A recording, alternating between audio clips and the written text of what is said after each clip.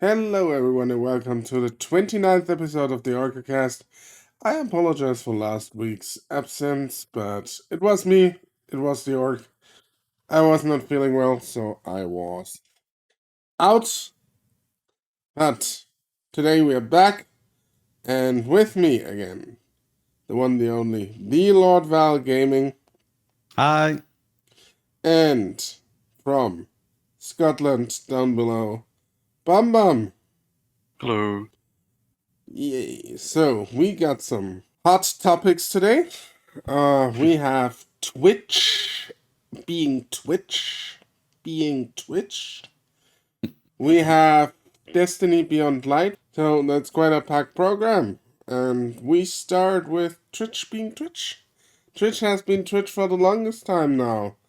The DMCA issue by Twitch has been not the entire situation with the DMCA has been not handled well by Twitch. I will say that. And it continued to move into, let's say, more bad stuff yesterday. No, this week, not yesterday directly, but this week. We start first with the Devin Nash video. So the streamer Devin Nash released a video on YouTube, or a part of his live stream, where he found out that Twitch has an open backend server, where they store all your clips and all your VODs forever and ever. I do not go into details what that means, but that is someone's first day at IT, because you don't do that. Just imagine a EU citizen going to the EU courts with that one.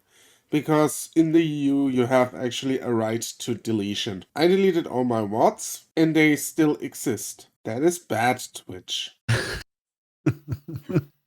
Understatement. I would just say, there's been quite a few issues with Twitch lately, and the DMCA is kind of like getting worse and worse with time. Yeah, and They're trying to solve it, doing what we spoke about a couple of episodes ago, the soundtracks by Twitch. I don't know, like it's so many people that still play, copyrighted music and everything. So There were issues with the soundtracks by Twitch where soundtracks weren't copyright free either, which was a big problem as well. yeah, they kind of beta testing that because obviously they're gonna run into a lot of issues because anyone can submit the music. By the way, it could be a copyrighted, label who can submit the music, and they have to spot. Obviously, if it's still in beta test, so it's gonna take them some time to figure out how to basically analyze what music is copyright free and what not. I mean, that's extra work for them. That's a lot of work. That's not easy.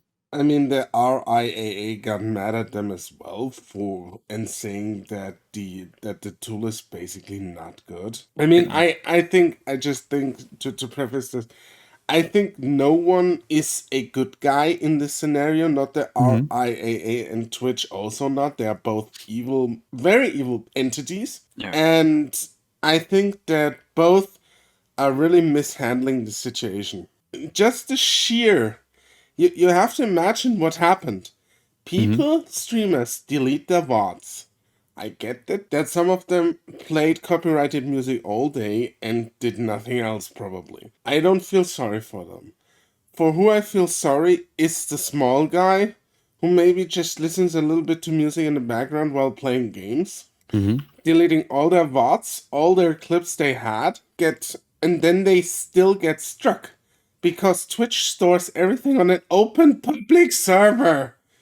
Backend server. And they even told people, if you delete this, you will be safe. They said that. And you're still not safe, you're still getting struck. And there is no way, they still have no way implemented that strikes maybe go away over time, just like YouTube. That's not a thing at this point in time. I have the same system as YouTube where they say 3 strikes and you're out. And they don't care about smaller creators in this regard at all. The only thing, they released a blog post this week again where they just reiterated like, oh yeah, maybe we made a mistake, but like, yeah, it's still your responsibility to be educated, so go and F yourself. They gave basically all their content creators the finger again. I mean, I don't think they don't care. I mean, they can make a mistake, and that's That's fair enough. Dude, they told you we'd be safe if we delete all our clips and VODs, basically the legacy of a content creator. Yeah. And still people got struck. They weren't safe. They lied. That is a bold-faced lie. And they never addressed the open back-end server where the RIAA is crawling through with their bots and striking everything and everyone. Yeah, it's weird though that the bots are scouring the public server instead of the actual website. But then again, it's good they, in a way, it's good they did this because they essentially revealed that Twitch has glaring security issue, and they are not. Good chunk of their streamers definitely are out of US, and especially like the European ones, as you said. Like when you delete something, and when you ask to delete something, when you're European, the companies essentially are forced to completely delete everything that in regards to you. So yeah, this is just a giant blunder for Twitch, and essentially it shows that the platform's run by a bunch of dummies. It really is one of their biggest blunders so far. They had their fair share of blunders in the past already, but this one takes the cake. From all the things I've seen from them, this one is like super bad. And they just need to make the server private. I mean, Devin Nash showed it on stream. You can still pull up clips by people who are banned from the platform. You still can pull up clips from Ice Poseidon, for Christ's sake. You can still pull up clips from Dr. Disrespect. You can pull up probably, if you have the corresponding code, you can still probably pull up the porn they showed on Ninja's channel. That isn't allowed on that platform. Yeah, I mean, that's another thing. It's like if these clips you wanted to delete are not deleted, something you accidentally leak on stream, like say address, real name, phone number, email address, whatever, you try to delete that. Now you realize, okay, it's still actually on the Twitch's servers. So if anyone's creepy enough, they can find that, which is another big issue.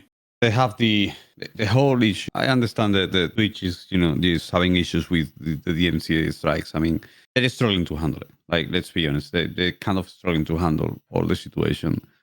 And maybe it's not their intention and they make mistakes. I mean, we all make mistakes. And what I got to say, at the end of the day, the bottom line of all of this, in my opinion, is that we come back to the same issue that we've been having lately, is music labels hanging on to every single little thing so they can still be living and still making millions. Because yeah, I mean, that's the thing. It's like, at the end of the day, it's just, in my opinion, it's just stupid because it's starting to get beyond stupid because we're blaming Twitch. Okay, Twitch is not used to it and they're still trying to get it sorted and they don't really know what's going on, which is unacceptable. Not saying it's not, I'm not saying they have to know. I mean, it's unacceptable. I mean, there's nothing to go around that because it's just a multi-million, company which is making lots of money and blah blah whatnot. But still, what I'm trying to say is the bottom line is, the DMCA strikes come from record labels that are still hanging on to try to make money because they're struggling and they're attacking the quote unquote the weak ones. We handle like the weak ones. You know what I mean? Yeah. Go on. Because like record labels have a history of being super aggressive when it comes to their hanging on their copyright. That's been big on YouTube when YouTube started, right? And then that's how the DMCA strikes started. That's how the bots came to be. When it comes to Twitch isn't the first one to go through this, so they should be able to look in the past, be like, okay, yeah, how has YouTube handled this, but how it also pertains to streamers. And I think it was brought up in the David Nash video. Maybe it shouldn't be just 3 strikes for streamers. Maybe it should be like 10, because there's something you can't foresee. Say you're playing a game for the first time and you don't realize that soundtracks is licensed or is belonging to a record label. Maybe you have your window open and a car goes by that plays music super loud, and maybe you can get strike for that. Or there was apparently someone getting strike for a copyrighted sound effect. Somebody was, for example, out in the streets of Japan doing an IRL stream and they blasted Kanye in the background because he walked past the store and he got a strike for that. Yeah, and like when you go like outside, you can't really control what's outside. So And that's At the end of the day, I gotta say that falls on, like I just said. I mean, I'm not, like I said, I'm not taking the blame out of, what Twitch is doing. But what I'm trying to say, it falls back into the same issue that we actually, that I actually mentioned before. It's there are record two labels.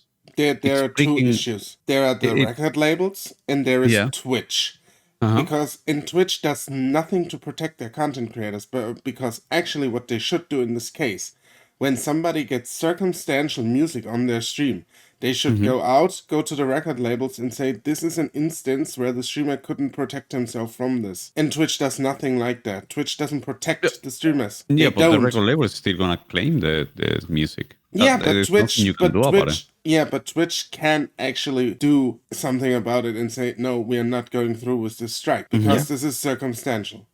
Or plus that's put a like put a go on. system in place like YouTube has. I mean, the system of YouTube is not good anyways. But like, put a system in place where at least you can appeal a strike. I mean, Twitch has also a system in place, but it's not really good. Yeah, that's the thing. Is like YouTube at least provides some sort of modicum of control over this, and there's a level of protection. Twitch essentially leaves you hanging. At least they don't look on the outside that they are trying to fight or trying to reason with these record labels in order to protect their creators. Essentially, they got the DMCA, strikes handed to them, and essentially all that Twitch did was, okay, I guess we're going through this, so guys, delete everything. They just take it down without any question. Because you can always, as a company, you can always go in there and say, hey guys, look at this situation. This is circumstantial. Twitch has to protect themselves. I understand that. At the same time, they do absolutely nothing to stand up for their content creators. And I will tell you now, the hands-off approach of Twitch is going to foster other problems, and they will come to this platform soon. I still remember an instance where a composer for a video game had an issue with the developing team of the said video game he made the soundtrack for, and then started going around claiming every video on YouTube and copyright striking it. And the developers explicitly said it's okay to stream and to record footage of the game. But he still did it. Because he said, it's my soundtrack and I haven't been paid by the developers. So he let his anger out on other people. Just imagine somebody doing that on Twitch. There will be other issues. And like the hands-off approach of Twitch is fostering these kinds of actions. Because they won't protect you. They just won't. Yeah, what I was supposed to say, it sets a bad precedent, because if they are buckling down like this, like there's essentially nothing stopping anyone else coming around. It's like DMC striking whatever content they have like any sort of right to. I have no problem with somebody who listens to top 40 music or Hot 100 all day while playing video games and basically doing nothing else, getting strikes. I have an issue if it's like someone like you, Val, where it's circumstantial. I mean, yesterday I actually panicked while playing COD Black Ops Cold War because they have licensed songs in it. I turned down the music. Yeah, that's a different subject, in my opinion. I find it is linked to our subject. Yeah, but I think like games that have like the actual music within the game, why do they get claimed? Why don't they because the actual if you're playing the game and if you're playing that music within the game, then you should not be copyright strike, I believe. I mean, that's my opinion, because that's been paid for already. Well, the issue is most of these licenses are temporary. Usually they extend to like 5 to 6 years. There was this thing with Alan Wake. Alan Wake has a phenomenal original soundtrack, but it uses also licensed music to a great effect, but it was licensed music. And I have the early release, so I have both. I have the original and licensed soundtrack. But now if you buy the game, you get just the original soundtrack. You can't get or listen to the licensed tracks, which were there was a Nick Cave track and David Bowie track. Yeah. those are gone from any sort of newer release of the game. Same was with GTA. I think it was GTA Vice City. The original release had Michael Jackson songs. Anytime you boot up the game now, those tracks are gone. There's another issue with the licensing, because you usually do only have the license to do this for yourself. Yeah. And that normally encompasses the music as well. Yeah. So if you start streaming that game, you're obviously broadcasting it to a large audience. I also linked a video that explains actually that you do not have a license to stream games. Yeah, you don't, because everything you like, all games you buy are essentially like a personal license. Yeah, so this entire thing we are going through opens a whole nother can of worms we don't want to be opened. Because if any of these companies like Activision, like Ubisoft, gets like a whiff of, hey, we could actually sell licenses to people so they stream our stuff, we're in for a wild ride. Because then you have to pony up like a $250 per game and have a streaming license on top of it. Yeah, it's like when you buy game development software, it's like, would you like the tabletop version or would you like the studio version? Just like, would you like to pay $80 or $250? Yeah, exactly. We don't want that. At the moment, the gaming publishers are not doing that, and I don't see them actually doing that, because this model has proved for them to be wildly beneficial, streaming as a whole. Because people see, for example, nobody saw it, but I streamed Sankey Zero yesterday to Discord. And like 3 people said, oh, this looks great. And I was like, yeah, it's on sale right now, go get it. And they were like, okay. And I sold 3 copies of that game. That's why I think we're not gonna get something like that, because there's a symbiosis between streamers and game publishers. Yeah. Because essentially, streamers at this point are the extent of their marketing. Yes. We are marketing. We are literally 90% of the marketing. It's as simple. Like, that's a fact. We are 90% of a game's marketing. If we play the game, we're enjoying the game, everyone that is watching is likely to buy it. It's a very simple marketing strategy, and they have to, they're realizing that. Like, we sell games as streamers, because it's just, you see someone enjoying something, you're gonna tend to buy, isn't it? You're gonna want to buy it. So we handling the marketing of these gaming companies now. And like you said, Orco, yesterday you were playing this game and at least 3 people bought the game. I mean no surprise. I am absolutely not surprised. They intend to buy it, and well, for some, and I actually sold examples of games I sold copies of would be Dead Side, would be Hunt. There's a few games I actually sold copies for. That's beside the point. We are drifting off here.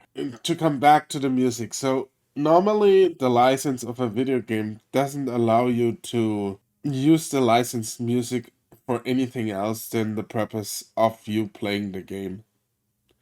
And this is where the issues come in, because the RIAA might even go after game publishers and say, if you do not pony up more money for people who stream this game, you might run into an issue. I wouldn't be surprised if the RIAA does that in some form. Yeah, as I said, like, because they have a history of being super aggressive and essentially bullying online platforms into compliance when it comes to copyright, or what they perceive to be compliance. It's like, especially for games that use licensed music as a set piece.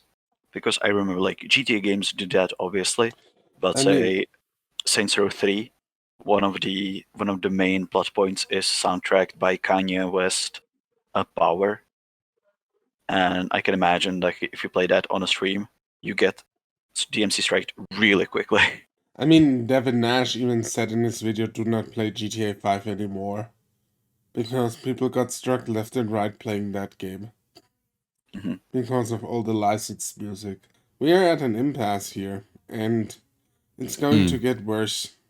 And like I said, I don't see Twitch doing all that much at this moment. So, yeah.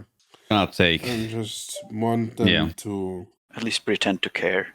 At least that. But I can't have everything, I guess. let's see what the future goes. I mean, no one is safe at this point. We just gotta be, I don't know, we just gotta be, keep an eye on the news and don't overreact and see what happens. We just gotta be, I guess we gotta be patient and think, believe that they will fix it and they will, come up with some solution and they will do something about it. Well, let's hope you're right, because at the moment it doesn't really look like it. Yeah. Some people might jump with the comment of, Facebook can play copyrighted music. Yeah, well, Facebook has other problems, so don't get me started on that. The solution isn't like Facebook and go there to stream. Like you said, Facebook has other issues. Every platform has their issues. Facebook is mixer all over again in some aspects, like, hey, leave a tab open for me. Regarding the music, I mean, I'm talking about, the music thing, because people might think, I might jump into Facebook because there's no issues with copyrighted music. That's correct. That is completely, that's absolutely right. And if you go to Facebook Gaming, you will not have any issues with copyrights. But Facebook, trust me, Facebook has other serious issues. And my balance goes still towards Twitch, as long as you're safe, obviously. If you like playing copyrighted music, like, come on, man, you can play copyrighted music and the rest, you're streaming for, I don't know, 4 hours, you can play copyrighted music for the rest of the 20 hours at home. I mean, cleaning around the house, just put Queen and just clean happy around the house. It got to be, I believe, it's not such an issue with, I mean, obviously, with people that have played copyrighted music in the past, that is a big issue. But from now on, if someone is starting or someone is, trying to, streaming now or in the future, just bear in mind, use copyright-free music and, just be safe. Don't risk it, because now that you have the information, you know what to do. For the people that have been a longer time than before all of this started, obviously those are the people that are going to have a big issue, including myself. I can get in trouble as well because I've been streaming in the past on Twitch and I had copyrighted music. So even though I deleted, I don't know where, what's going to happen, but I'm still hopeful.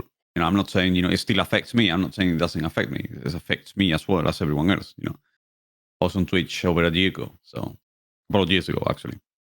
And played copyrighted music. So I got rid of all of that. But, never know what's going to happen, really. I'm hopeful that they're going to fix the issues. And at the end of the day, like I said, my issue is that, labels are just way too predatory and they're taking advantage of the situation as well as Twitch taking advantage of all of us as well. It's not only Twitch, because they're taking advantage of the actual streamers. Like, come on, man, not just the company. The company is not making any money for the music.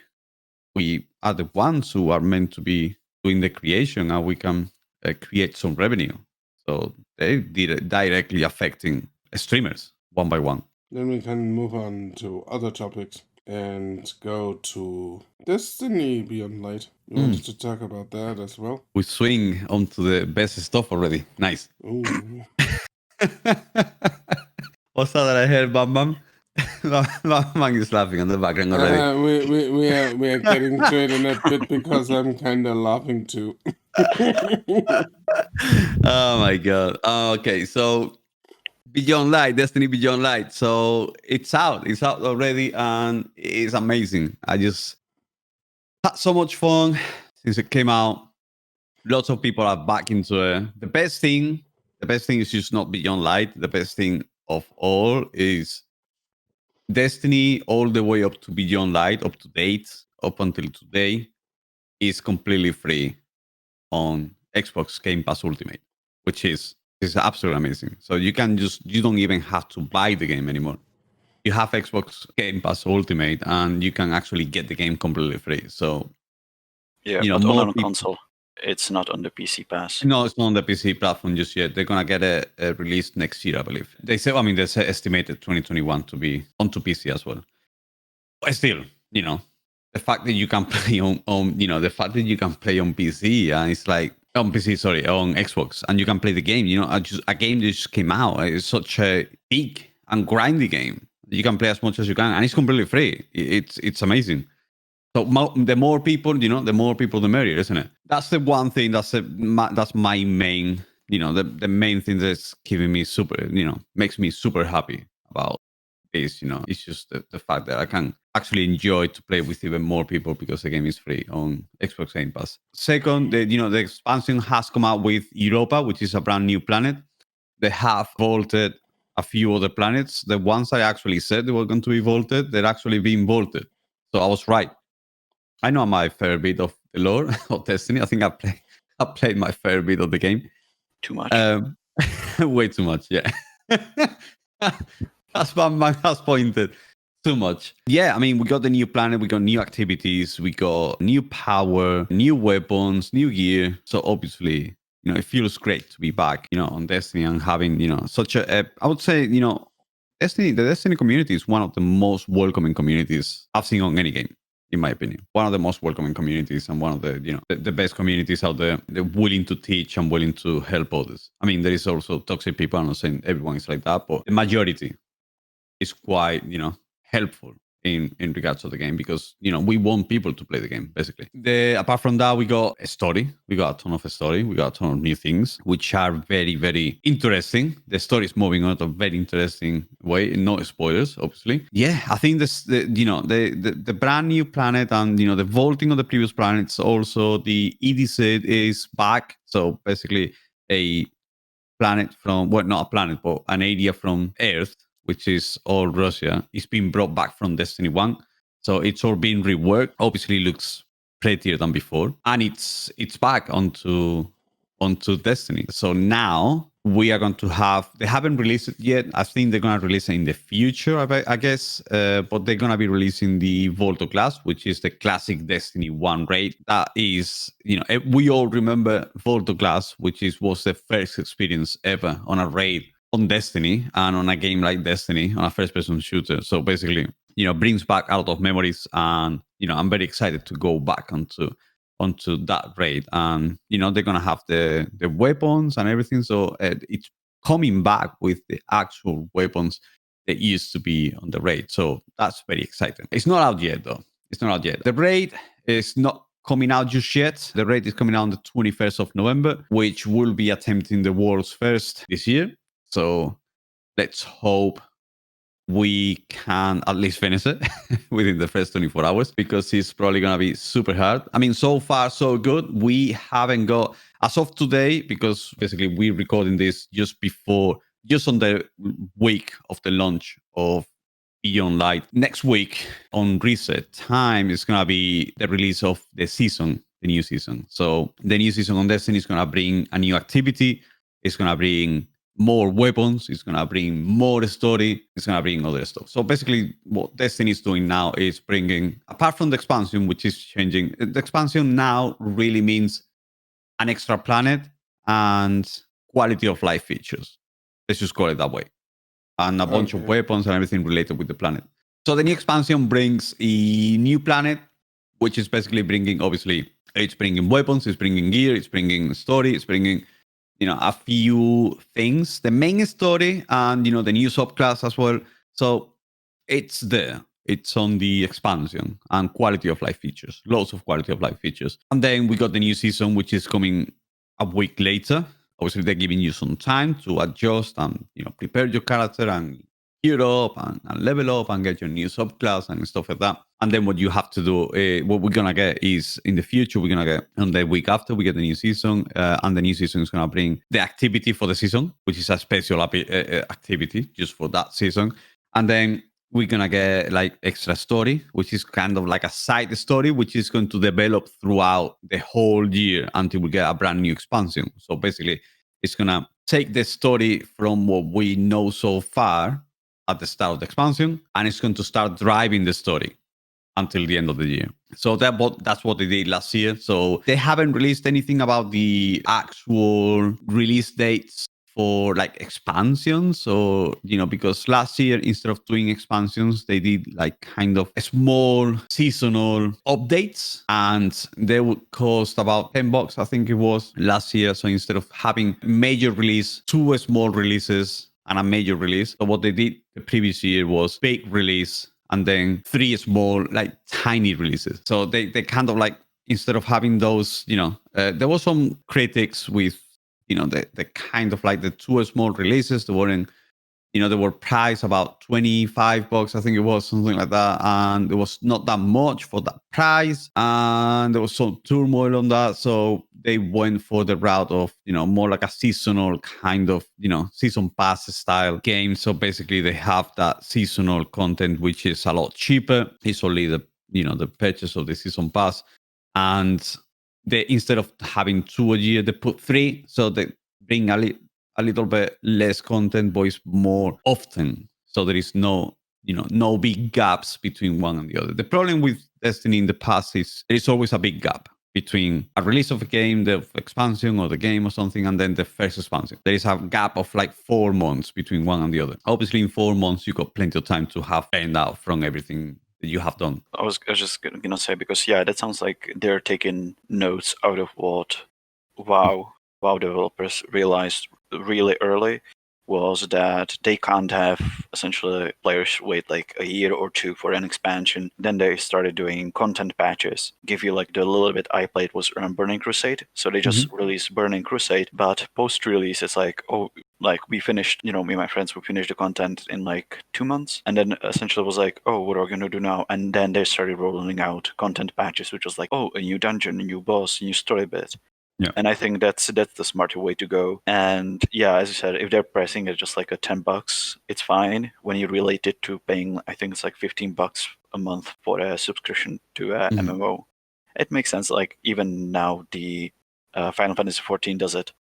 They reintroduce some bosses, or they do collaborate events like they did with Nier Automata. They're taking like they realize that there's a smarter way to do this than just wait for a big chunk of content to be released. They're getting a lot of criticism for doing it, actually. Like, I believe the Destiny community don't know what they want. I think it's very clever to have it that way, because we get content more often rather than, such a big gap. I actually think that my belief is that people do not remember how it used to be, and they only remember the past year.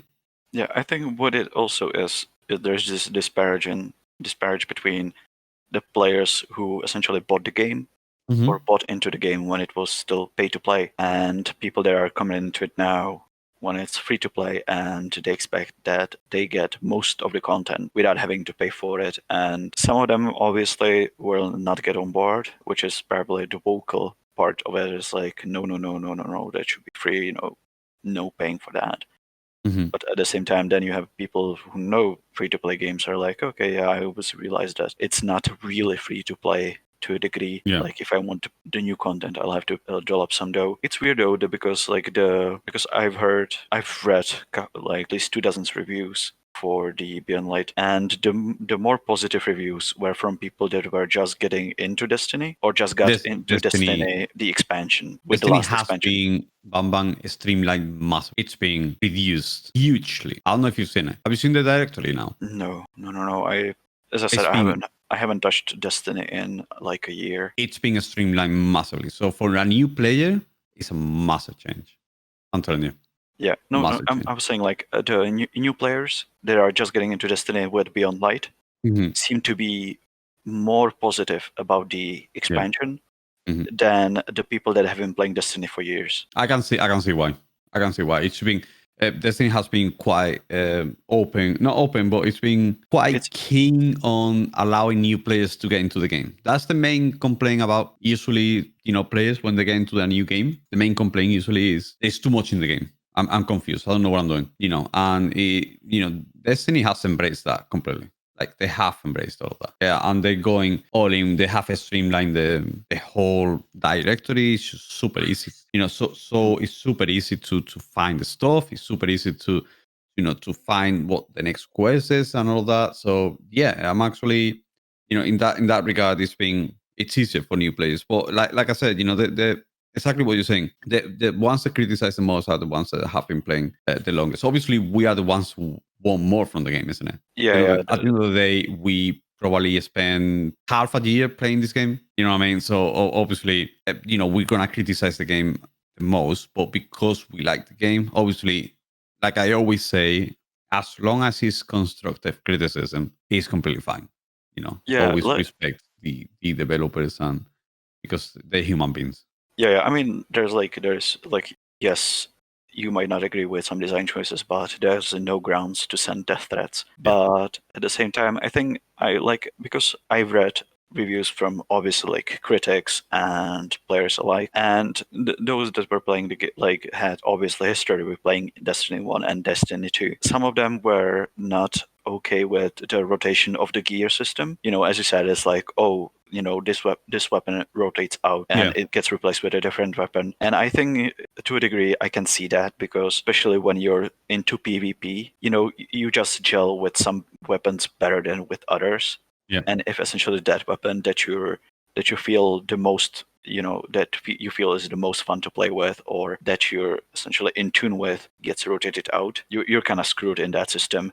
Same with the content. It's like, oh, I like this planet, but it's vaulted, and who knows when it's coming back. Yeah, I mean, or there's a content I missed on that planet, and I'd like to get, whatever is that cosmetic or this like legend exotic stuff. I kind of I understand that, you can still keep your weapons and you can still use them on PvP. There is a specific weapon that you really like on PvP and whatnot. You can still use it. I kind of understand why some people, why they want to, move away from somewhere. I actually think the same. And, I agree with the idea of Destiny and Bungie of people, honestly, people get bored again, say there's no content, blah, blah, whatnot. Yeah, but you specifically have been playing with the same weapon for the past 3 years. You haven't changed your loadout in the past 3 years. So that's what Bungie is trying to fix. Trying to say, hey, there's an array of weapons out here you can play with. And, there's probably, I don't know how many weapons are on Destiny right now, but legendaries,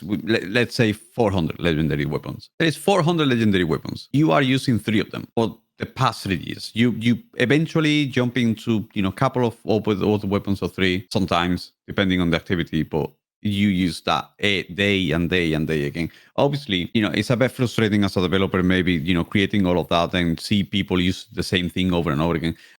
The system they have actually done now is a very clever system, because I did not agree at the start with the whole system. I was a bit skeptical about it, but I actually have seen it now with my own eyes. And I was like, oh, this system is actually really good, because what they have done now is they show you the weapon. Okay. So you can go and inspect your weapon or your piece of gear, and you inspect it, and then you see on your weapon, you open the weapon and you see the power level on base. Okay, you see the number of the power level on base, and then you see right next to it up to how much you can go. So that's basically gonna tell you how much power you can get on that weapon. Like, let's say if you got a weapon, it's gonna last until the end of the year. So at the end of the year, you already know, because you can see the power, it's going to be 1360. So they're telling you now that weapon will last until the end of the year. Anything over the end of the year, you're going to have to vault that weapon, or use it on PvP, and then you will have to use the weapon. So they're kind of giving you the estimated how long are you going to be able to use this weapon for. That's actually quite clever, because it kind of gives you an idea,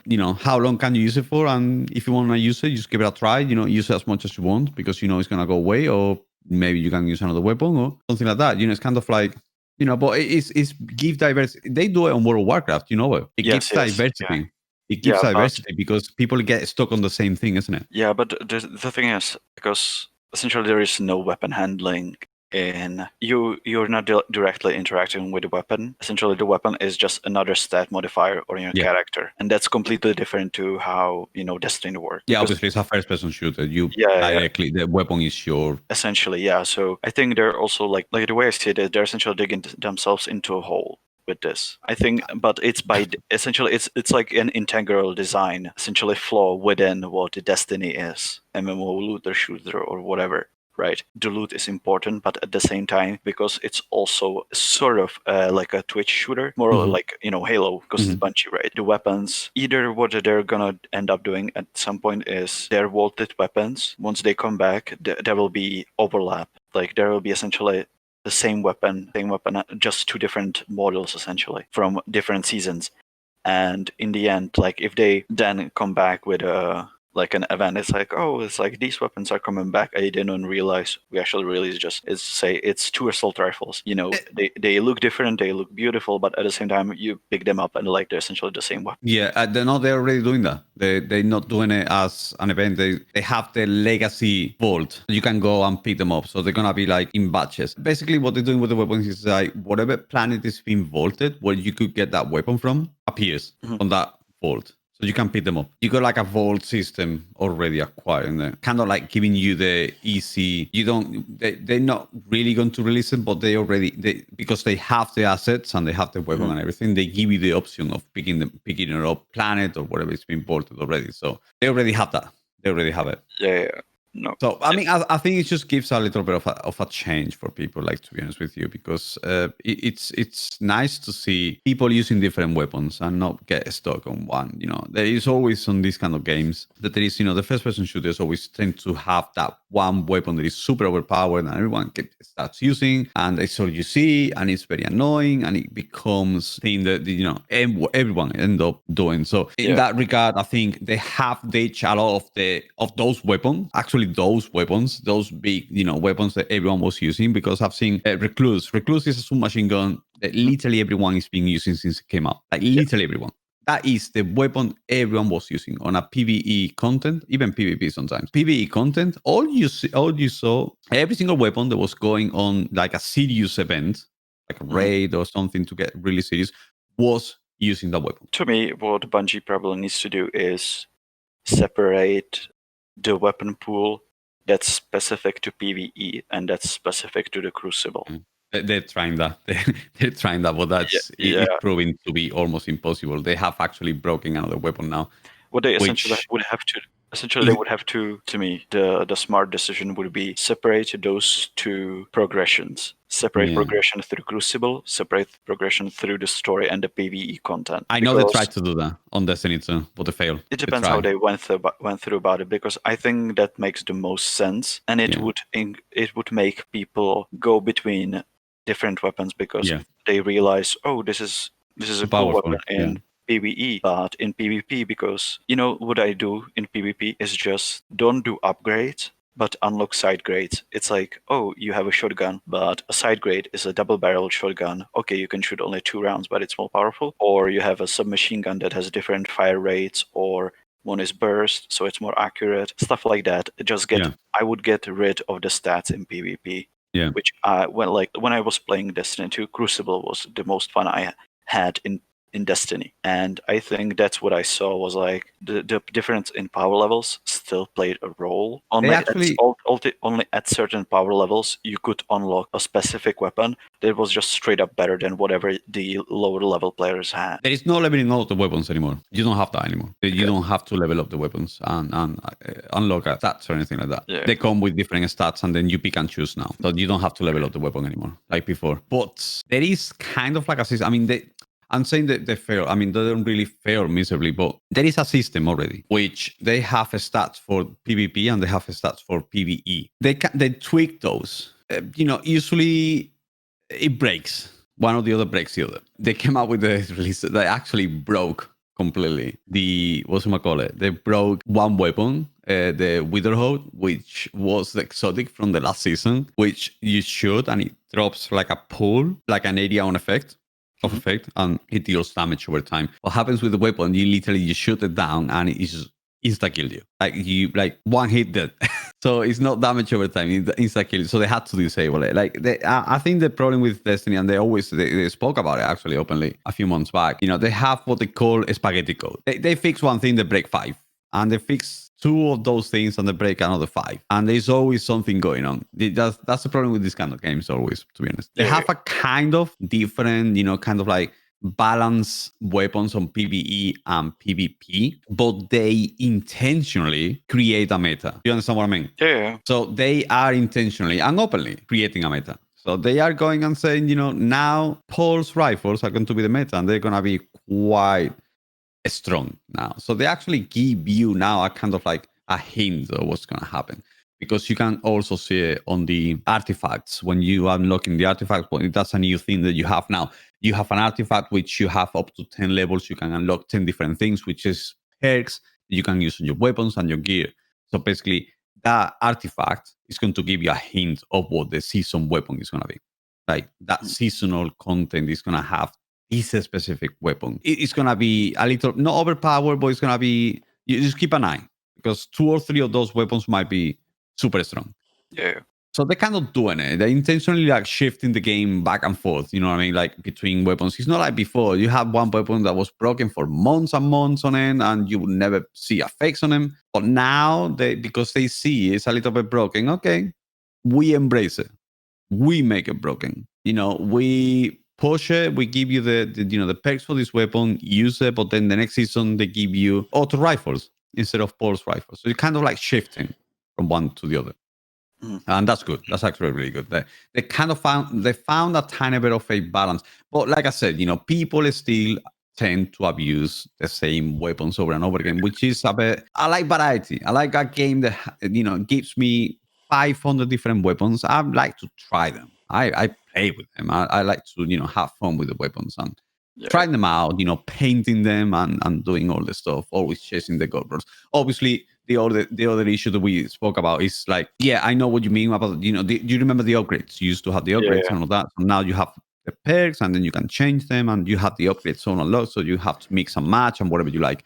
So now what, for example, what's going to happen is with those, certain, upgrades are more powerful than others. So it kind of like, it's so difficult because it's not only the weapon and the damage numbers of the weapon, it's also the perks the weapon has. And the perks can be unbalanced sometimes depending on the situation because some of them synergize with your subclass, some of them synergize with your grenade, some of them synergize with, you know what I mean? It's just so complex. I believe, leaving some weapons behind kind of like makes good to the game because it kind of forces you to start exploring other weapons, start trying the new weapons, start trying other weapons that you probably never used before. I have vaulted like 300 weapons, man. Yeah. I can assure you I haven't used even half of them.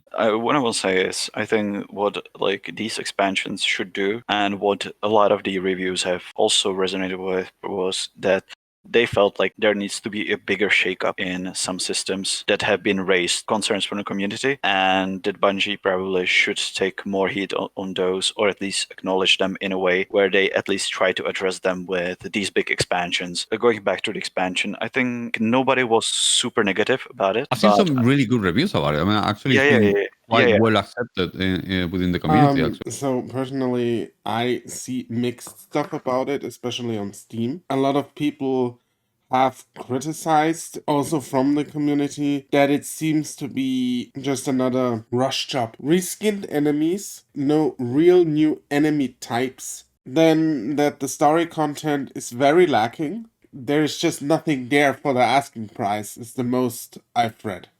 So if you go out there and buy it for what, 60, 50 euros, you don't get your money's worth. That's a lot from what I've seen. Yeah, that is a lot of criticism. Some of the outlets I've read, the ones that were the most favorable towards Beyond Light were those that came new to the game. Yes, and I agree with that. Some of the things that they're talking about, the story and everything, it's just that's not how Destiny works anymore. I mean, those people might not know how the Destiny story works because the story drives you. It's opening a brand new place. It's opening. It's introducing you to this place, but they don't show you the story anymore like they used to in the past. That's changed completely since last year. They give you the story bits by bits. They give you that, like they time gating everything. They don't open up everything.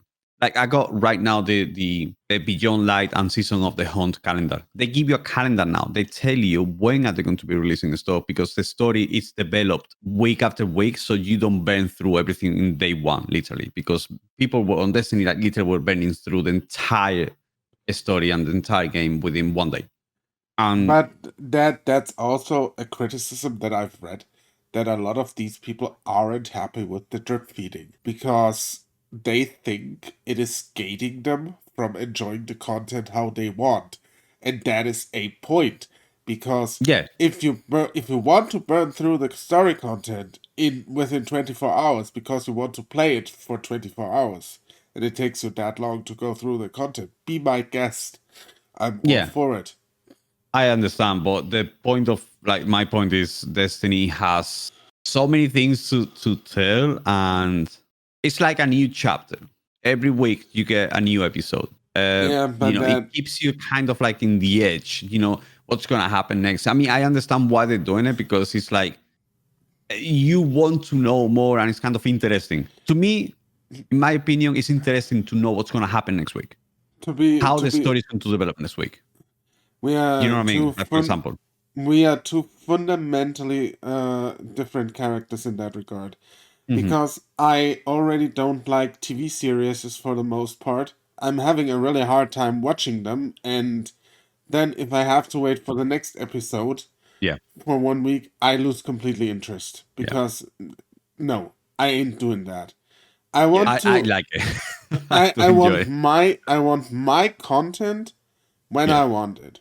Yeah. And all this does, what you described, is making me lose complete interest in the story of Destiny because I don't care. I mean, obviously, I do understand that. I mean, I'm not against you. I completely understand what you mean, and I know point of view is completely different. I'm not going to be. Obviously, I agree with what you do. Obviously, I understand how you think, and and how you want your content and everything, but I don't, share it with you. I like to be in the edge, kind of thinking what's going to happen next. What's theories. Put your tinfoil hat and start. Welcome to game theory.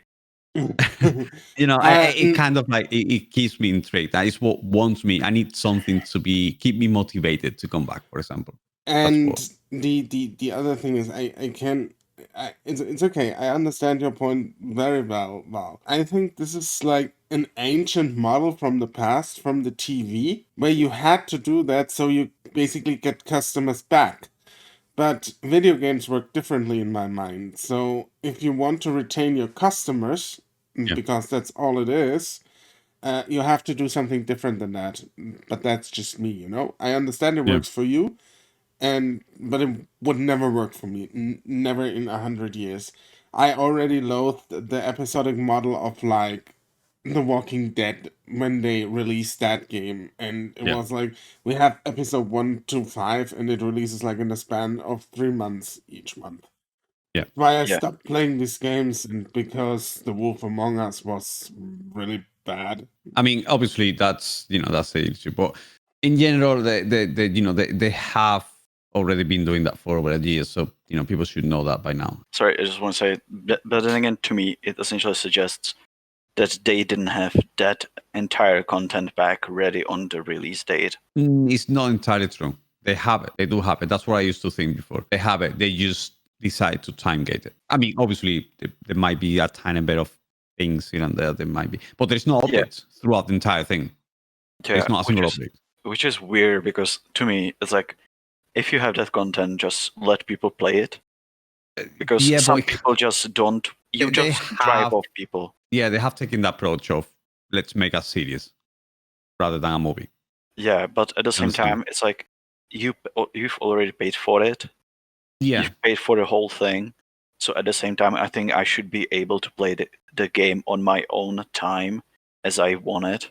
Yeah, because if I wanted to play like that, just release like a season pass, get episode 1 now for free, and then buy a season pass and get episodes weekly, which probably would make it less of a sting to these people, because then they know what they're buying into. In my opinion, most of the people that I've spoken about, it's just I've spoken to about this, they don't mind it, because as myself, as a player and a gamer about, the whole Destiny thing and the universe, there was too many things that were coming out, on day one. There was like a ton of things, and it was a bit confusing, and it would be crazy, and then you would run through all of the. Obviously, I would keep coming back and keep doing other things, obviously, but at one point, I remember even saying one day, I was like, "There's too many things." Like I actually said once, there's too many things. I felt that there was too many things here on the day one on the content, and everything was crammed in there, and there was like, it was too confusing. I like the approach. I like the approach of the a slower pace, time gating, a bit of the story, so you can kind of like. But that's what I like basically. I mean, obviously, you guys like a completely different thing, and I understand it. They're taking the approach of the series. That's the model everyone is kind of like doing right now. Series are so popular for that reason. It will change. They probably change it in the future. I mean, they're trying different things. They've done multiple different things. So like World of Warcraft, these games evolve continuously. They're gonna change. Probably next year we're talking about complete different style. I think so. I think at this point, because ever since Bungie separated from Activision and went free to play with Destiny, they're essentially trying to see what sticks. That's true. That's true. They actually said that. That's how I feel seeing the last two expansions, because both expansions have been mixed in reception. There have been super positive, there have been super negative previews, both of them, of Shadowkeep and Beyond Light. And they actually said what you just mentioned. They are trying things. They are trying to see what sticks with the community. And we'll see. I mean, to be honest with you, we all know that not 100% of the people are going to be happy, ever. There's going to be people that are not going to like this thing, and there's going to be people that don't like the other thing. You can't keep everyone happy. They are trying, they're doing different things, they're doing, different styles, and they, I like what they're doing now. I like it, but some people might not like it. I think that they develop in the story, so when you get to the next part of the story, which is the next season or the next expansion, which is 3 months down the road, you don't forget about what's happened before. You know what I mean? It's kind of like it keeps going. So the last week of the previous season, you are doing the end of the story of that season, just the end. So you know what the end is, and then the week after, you literally continue that story. In that regard, it kind of like like a series. You make sense because you kind of like you remember what just happened, because you just played last week and you continue the story. So you never, you don't have a 3 months gap between when you finish the story and when you start the next, story. Because if you think, these kind of games are not about the story. These kind of games is about grinding multiple events. The story, you probably finish it within 8 hours. That's it. You don't get to see the story again until you get a new expansion. For them, I can see why it makes sense. So you can, you don't forget about the story. You can continue the story and, kind of like progress throughout the entire year. So that's why I guess they're doing it. Yeah, I think what Bungie needs to do is figure out how to, because both Shadowkeep and now Beyond Light have mixed reviews and really mixed reception. It's not just the Steam reviews, it's wholesale across the board, it's mixed. I think what they need to do is take a look at those expansions and see where to take the model next, because I'm not sure if they can take another mixed reception of the next expansion if they want to keep this going, because they said they want to make Destiny as a platform. I think they need to start making decisions that you don't have to, obviously, you're never going to make everyone happy, but they need to find a way how to make a majority happy. I bet they will do it, because it's Bungie at the end of the day. It's not only Destiny. It is Bungie. We have to remember Bungie created, Halo, and a wonderful game. And they have created Destiny, which, could have been a massive flop and everyone could have forgotten about it. And, for some reason, it's still here, still going. So they have something. They just need to polish it up. Yeah, you just have to tune the formula, and that's it. They have to keep tuning the formula, because every year they change the formula. That's it. It's that simple. But yeah, let me give you the breakdown of the Beyond Light and the Season of the Hunt, the calendar, what we're gonna get. So basically, the 10th of November, as we all know, the expansion came out. So we got the Seasonal Artifact, and we got the Glassware, which is a strike, and then we got the Empire Hunt begin. So basically, the Empire Hunt begins, and it's going to be developing throughout, week after week. Then what we're gonna be doing between the 10th of November, obviously when the game releases, until the 12th of January, we're going to be basically uncovering secrets in Europa. Like I said, they're kind of developing the story. And then we were meant to be getting the Trials of Osiris this weekend on the 13th of November, but Trials of Osiris was for serious, issues they've been having with the Witherhoard and other stuff. So they have decided to delay Trials of Osiris until the 27th. Yeah, the 27th of November. Also, we're going to get the 17th of November, we're going to get the seasonal pass, the season pass, which is going to start the mission. and it's going to be called the Wrathborn. Yeah, Wrathborn Hunt begins. So basically, it's more of the story that is going to continue throughout the season. So, and then we're gonna get the raid, which is gonna open on the 21st of November, and it's going to be the Deep Stone Crypt. Name sounds ominous. I want to get in the Deep Stone Crypt. After that, we're gonna get the first Iron Banner in the 8th of December. That's gonna be the first event of the Iron Banner. Obviously, we're gonna get an Iron Banner every single month, but that's gonna be the first one. The Dawning, which is the Christmas event from Destiny, is gonna start on the 15th of November, and it's going to end on the 5th of January. And more content, which they haven't announced, but they just came out yesterday with a surprise clip, which announced that Hawkmoon, one of the most legendary weapons from Destiny 1, is coming back to Destiny within the next few weeks with a exotic. It's very exciting. It is very exciting. What I can see here, we might get a new, it says Season of the Hunt from November until February. So I guess we're going to get something on March, which is going to be just 3 months. I think they can, if they can continue the pace, we can get some good content right after the other. So we don't have to wait that long, The last time we got content was about, I believe it was July, I think it was, and we had to wait until October, until November to get expansion. So quite happy if they can keep this pace and make it a 3 months thing and have new content. That would be great. I think that's all there is for Beyond Light. Then I would actually cut it here for this week because we have been already going on for 1 hour 20 minutes. All right, gentlemen, this has been episode 29 of the Orcocast. It has been an absolute joy. Now, Lord Val, tell us, where can we find you? Well, you can find me on my socials. You got Instagrams, we got TikTok. Both of them is Lord Val Gaming. Also, you can find me on Twitter, which is Lord Val Twitch. And then you can find me also on Twitch, twitch.tv /Lord Val Gaming. And you can find my music on Spotify, YouTube, Apple Music, everywhere. Stream jams, or just search Lord Val Gaming. And you can find me on twitch.tv/theorcosaurus, twitter.com/theorcosaurus, and YouTube, Instagram, and TikTok just Orcosaurus. Don't ask why D is missing, it's weird. Bam, we can find you in my chat, sacrificing babies to the elder god, to the elder Virtual gods. babies. Yes.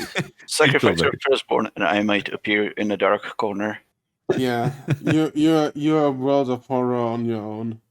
Oh Yeah. God, I missed that game. All right, everyone. Thank you for listening, and you have all a great time. Until next week. Bye-bye. Bye. Good day, everyone.